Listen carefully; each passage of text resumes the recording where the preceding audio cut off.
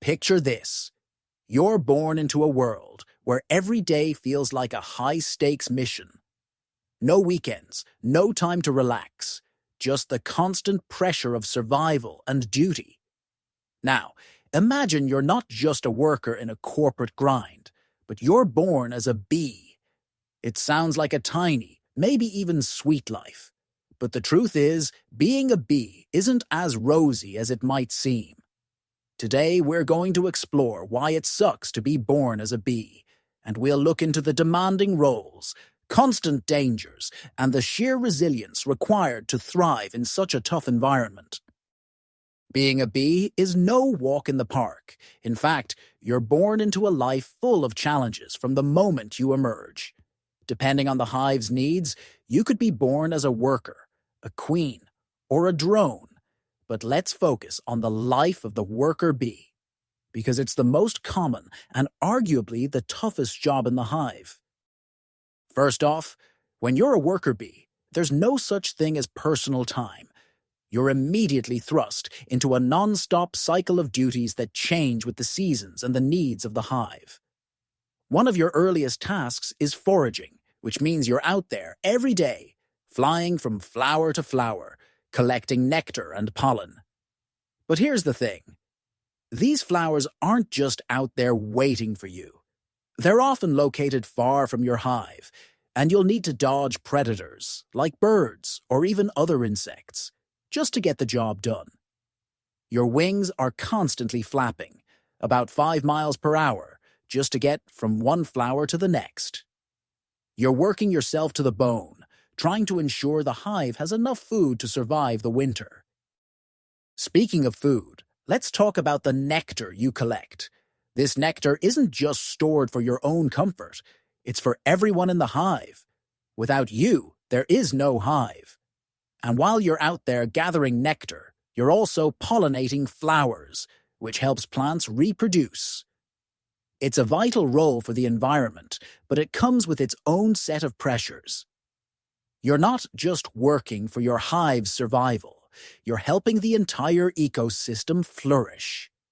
No small feat for a tiny insect. But the challenges don't stop at foraging. As a worker bee, one of your primary roles is to defend the hive. The hive is your home, and anything that threatens it becomes your enemy. Predators like hornets, bears, and even humans looking to steal honey pose constant threats. And when it comes to protecting the hive, bees don't hesitate. Worker bees will sacrifice themselves to sting any intruder that threatens the colony.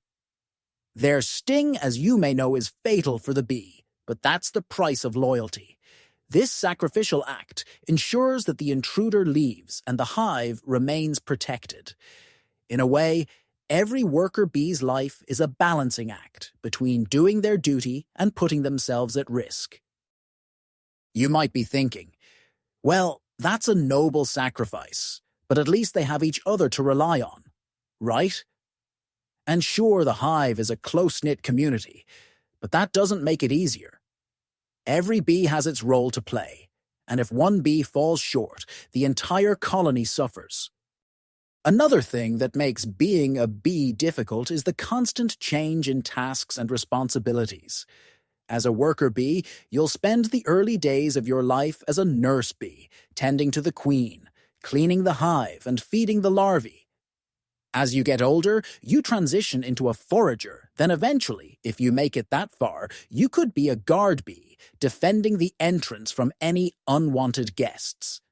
Throughout all of this, you're in constant communication with the other bees via the waggle dance, where you communicate the location of food sources. You never get a break from your role as the hive's guiding system.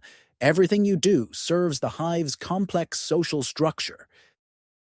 But don't think that because you're in a colony of thousands, you're safe. In fact, the constant presence of fellow bees means you have to constantly prove yourself. Whether it's scouting for pollen or defending the hive, there's always someone who could outdo you. The pressure to stay on top is relentless. And the confrontations don't just happen with intruders. There's constant inter-bee competition. Whether it's fighting for the best pollen collection routes, vying for leadership roles within the hive, or even competing for the queen's attention, life as a worker bee is filled with strife. Even though bees operate as a colony, there are moments when you need to prove your worth to your fellow hive mates. Let's not forget the toughest confrontation of all, the struggle against time itself. A worker bee only lives for 6 weeks, so in those weeks, everything you do, everything you sacrifice, is for the colony and for the queen, who could potentially replace you with a new batch of bees at any time. You're constantly fighting against the clock, trying to make a difference before your short lifespan ends. So, what have we learned? Being born as a bee means a life full of non-stop work, constant risks, and very little personal time. You're born with a responsibility to forage, defend, and protect your hive, tasks that often place you in harm's way. You live fast and die young, all for the survival of the colony. It's not a life of luxury or comfort, but one of relentless duty, sacrifice, and resilience. Yet, despite all these hardships, bees thrive. They play a vital role in our ecosystem, pollinating crops and flowers that make life on Earth possible. So, while it may suck to be born as a bee, they are living proof of the incredible resilience required to survive in the wild. They might not have an easy life, but they carry out their duties with unmatched determination. In the end, while we might not envy their lifestyle, we can certainly learn something from their work ethic, their unity, and their unwavering commitment to the greater good. So, next time you see a bee buzzing by, take a moment to appreciate the incredible journey it's on. One that's filled with challenges but driven by the simple, beautiful purpose of survival.